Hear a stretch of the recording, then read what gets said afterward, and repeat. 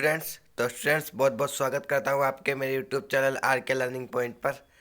तो स्टूडेंट्स, आज की वीडियो में हम देखेंगे जो आपके बाकी के जो एमसीक्यू चल रहे थे, है ना। हम एमसीक्यू जो है एमसीक्यू की प्रैक्टिस कर रहे थे। कौन सा है आपका चैप्टर 10, ठीक है।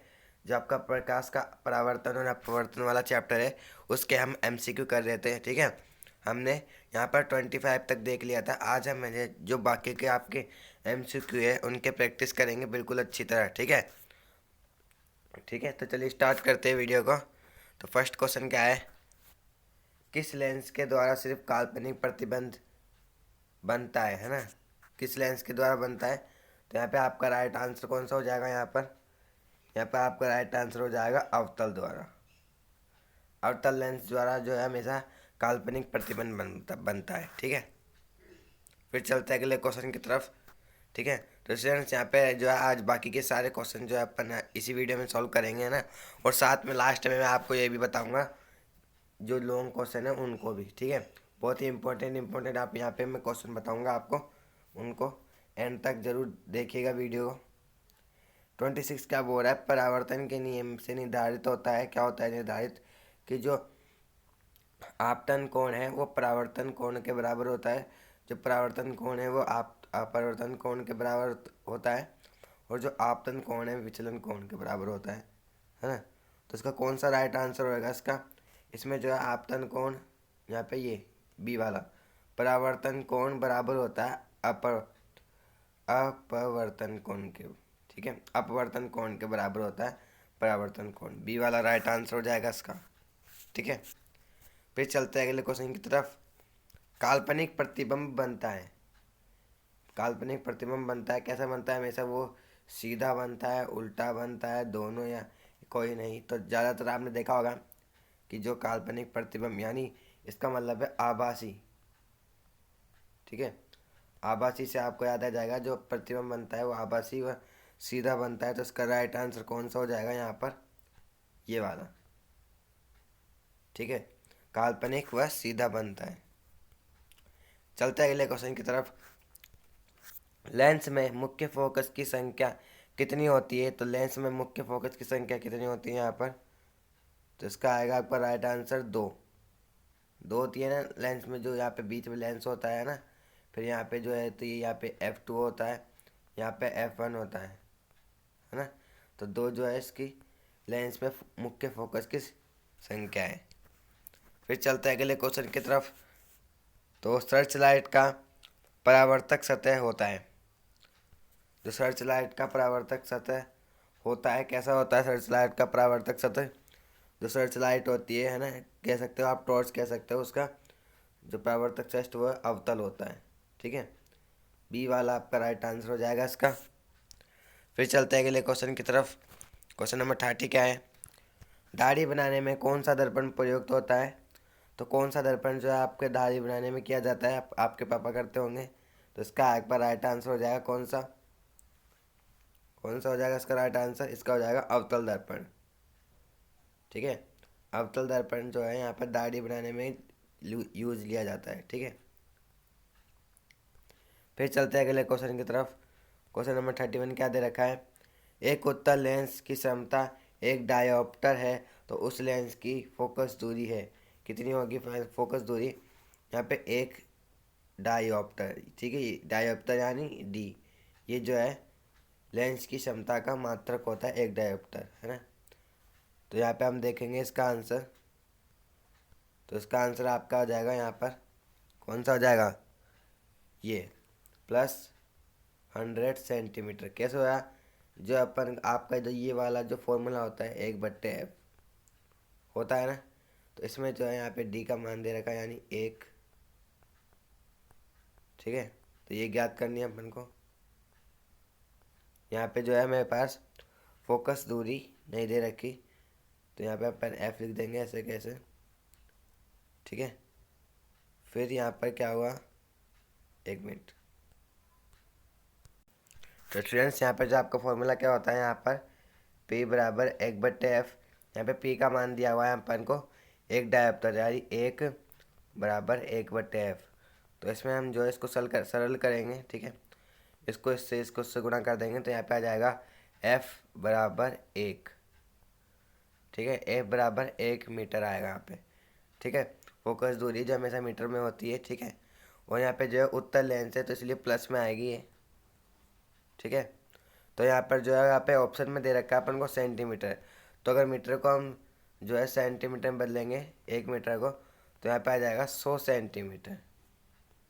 ठीक है, तो ये सी वाला आपका राइट आंसर हो जाएगा इसका। चलते हैं अगले क्वेश्चन की तरफ। क्वेश्चन नंबर 32 देख कैसी क्या दे रखा है। किसी गोलीय दर्पण तथा किसी पतले गोलीय लेंस दोनों की फोकस दूरी -15 सेंटीमीटर है।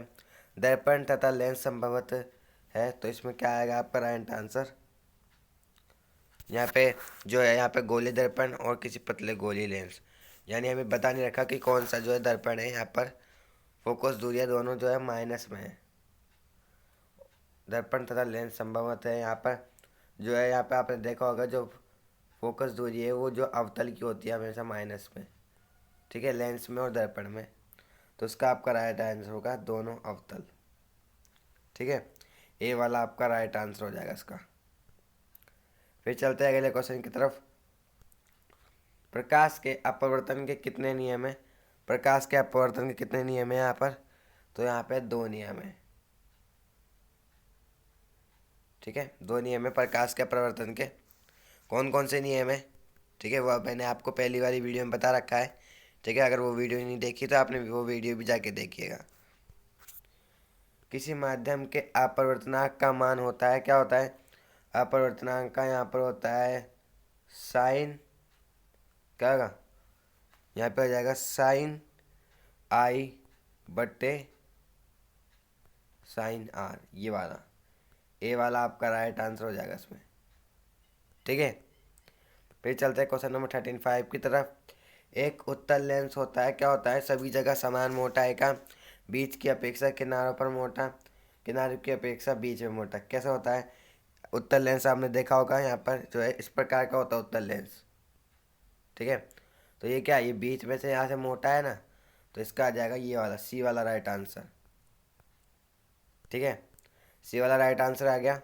फिर है अवतल लेंस का आवर्धन m बराबर होता है, क्या होता है, m बराबर, यहाँ पे हमने बताया कि h डैश और h, यहाँ पे जो h डैश है वो प्रतिबिंब की ऊंचाई है और h है जो बिंब की ऊंचाई होती है। और इसको हम इस प्रकार भी लिख सकते हैं, किस प्रकार की जो है, कैसा, u नहीं, यहाँ सॉरी, यहाँ पे आएगा v बट्टे u।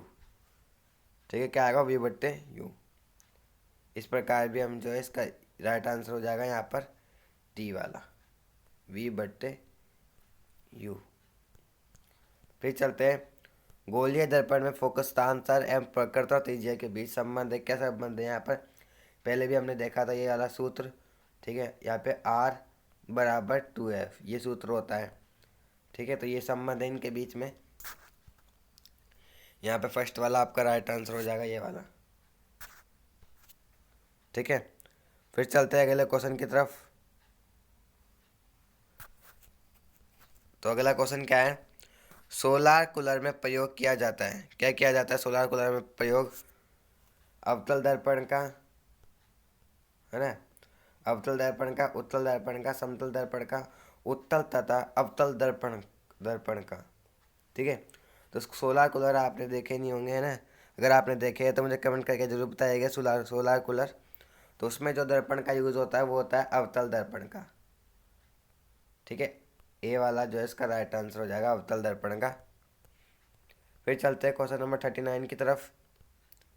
उत्तल लेंस में बना प्रतिबिंब होता है, कैसा होता है, हमेशा आपने ये देखा होगा उत्तल लेंस में जो प्रतिबिंब बनता है वो कैसा होता है। यहाँ पर 39 का आपका राइट आंसर हो जाएगा वास्तविक व उल्टा। कैसा होता है, वास्तविक व उल्टा होता है। ठीक है, यहाँ पे जो है वास्तविक और सीधा कभी नहीं होता, यहाँ पे बराबर और सीधा भी नहीं होता, यहाँ पे बी वाला राइट आंसर हो जाएगा आपका। ठीक है, फिर चलते हैं क्वेश्चन नंबर 14 की तरफ, 40 की तरफ। उत्तल लेंस में जब बिंब f और 2f के बीच रखा जाता है तब बना प्रतिबिंब होता है, कहाँ बनता है, जब बने प्रतिबिंब बनता है यहाँ पर जो है उत्तल लेंस इस प्रकार होता है ये। ठीक है, ये मुख्य अक्ष होता है, ठीक है। यहाँ पे ये जो बिंदु होता है यहाँ पर ये कौन सा होता है, ओ, ठीक है। और यहाँ पे जो है ये एफ और यहाँ पे 2F, यानी यहाँ पे होते हैं 2F। यहाँ पे जो है बिंब को रखा जाता है तो कहाँ पे होगा, यहाँ पर जो इसका प्रतिबिंब बनेगा कैसा बनेगा यहाँ पर, तो उसका प्रतिबिंब बनेगा बड़ा और वास्तविक। ठीक है, कैसा बनेगा, बड़ा और वास्तविक। ठीक है, ए वाला राइट आंसर हो जाएगा इसका। चलते हैं अगले क्वेश्चन की तरफ। ठीक है, प्रकाश का परावर्तन तथा अपवर्तन जो आपका ये चैप्टर है। ठीक है, ऑब्जेक्टिव क्वेश्चन अपन यहाँ पे कर रहे हैं। दो वक्र सृष्टि से घिरे ठोस माध्यम को कहते हैं, क्या कहते हैं ये, तो इसका आपका आ जाएगा गोलीय लेंस। ठीक है, लेंस को कहते हैं दो सृष्टों से घिरे ठोस माध्यम को। वह गोलीय दर्पण जो बाहर की तरफ वक्रित हो, बाहर की तरफ कौन सा वक्रित होता है, गोलीय दर्पण। ठीक है, एक दर्पण तो इस प्रकार होता है जिसके इधर की साइड पेंट होता है ना, और एक इस प्रकार होता है जिसमें इधर अंदर की साइड पेंट होता है। तो बाहर की तरफ वक्रित कौन सा है, ये वाला। और ये कौन सा लेंस है, और ये वाला कौन सा है, ये है अवतल। ठीक है, और ये है उत्तल। ये उत्तल दर्पण, ये अवतल दर्पण। तो कौन सा है वक्रित, उत्तल दर्पण। ठीक है, तो सी वाला आपका राइट आंसर हो गया, उत्तल दर्पण। ठीक है, फिर चलते हैं अगले क्वेश्चन की तरफ। अगला क्वेश्चन क्या दे रखा है, गोलीय दर्पण के परावर्तक सृष्टि के केंद्र को दर्पण का कहा जाता है, क्या कहा जाता है, ध्रुव। ठीक है, ध्रुव कहा जाता है, जिससे अपन प्राय किससे दर्शाते हैं, पी से। ठीक है, पी से दर्शाते हैं अपन उसको। फिर चलते हैं अगले क्वेश्चन की तरफ।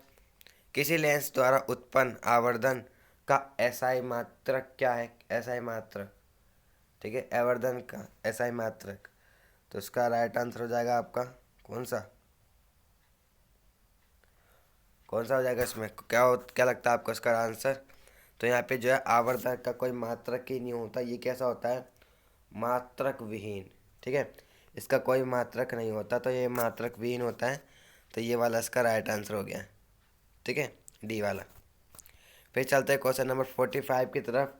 लेंस के केंद्रीय बिंदु को कहते हैं, क्या कहते हैं, लेंस के केंद्रीय बिंदु को, ये लेंस होता है, ये अवतल लेंस है, इसके ये जो केंद्र बिंदु है इसको कहते हैं अपन, क्या कहते हैं, प्रकाशिक केंद्र। ठीक है, प्रकाशिक केंद्र, यहाँ पे ये बी वाला राइट आंसर हो जाएगा। ठीक है, फिर चलते हैं अगले क्वेश्चन की तरफ।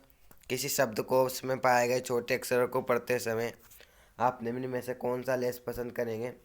ठीक है, तो हम यहाँ पे देखते हैं इसका क्वेश्चन को, कि जो 50 सेंटीमीटर फोकस दूरी का अवतल लेंस, 50 सेंटीमीटर का फोकस दूरी का उत्तल लेंस, 5 सेंटीमीटर का फोकस दूरी का अवतल लेंस, या 5 सेंटीमीटर फोकस दूरी का उत्तल लेंस। तो इसमें अपन कौन सा यूज़ कर देंगे, ये वाला यूज़ करेंगे, उत्तल लेंस। ठीक है, छोटे अक्षर को देखने के लिए हम उत्तल लेंस का उपयोग करते हैं, ना कि अवतल का। ठीक है, तो ये डी वाला राइट आंसर हो गया आपका इसका।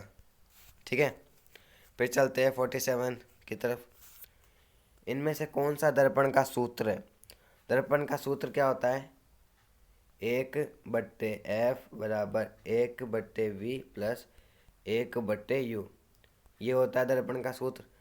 लेंस का कौन सा होता है, 1/F बराबर 1/V माइनस 1/U। बस ये माइनस का फर्क आ जाता है लेंस में। ठीक है, ये तो हो गया दर्पण का, और ये होता है आपके लेंस का। ठीक है, लेंस सूत्र और ये दर्पण सूत्र। तो राइट आंसर कौन सा हो जाएगा यहाँ पर, ये वाला, ए वाला। ठीक है, फिर चलते हैं अगले क्वेश्चन की तरफ। 48 में क्या बोल रहा है, गोलीय दर्पण का वक्रता केंद्र को किस अक्ष से निरूपित किया जाता है, गोलीय दर्पण का वक्रता केंद्र।